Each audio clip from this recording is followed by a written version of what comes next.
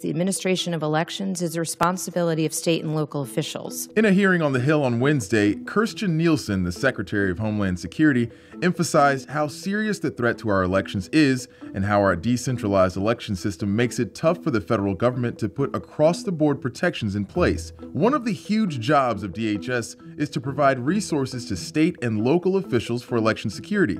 But there's one catch. Our services are voluntary and not all election officials accept our offer of support. In many cases, state and local officials have their own resources and simply don't require the assistance that we're offering. Those services include everything from just giving advice on electronic and physical security to a cyber hygiene remote scan that basically tells election officials where they're most vulnerable. DHS also provides on-site assessments that do the same thing but are more extensive. Since Russia's meddling in the 2016 U.S. election, DHS says it has made sure to prioritize the assessments and make them more available.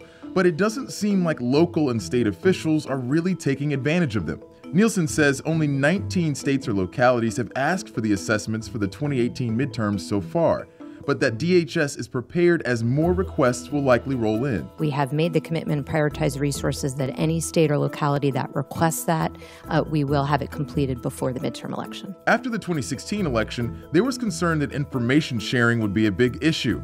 Local officials might need to see information deemed classified by the federal government in order to make critical decisions. DHS says it's addressed that. If we have intel, we will read in the appropriate state election officials that day, so we're not waiting for clearances. If we have something to share, we will read them in and share it that day. The federal-state partnership is going to be one of the most important assets in our election security toolbox. While there's disagreement on a couple of things, one thing seems to be really clear. The threat remains high. We think vigilance is important, and we think there's a lot that we all need to do at all levels of government before we have the midterm elections.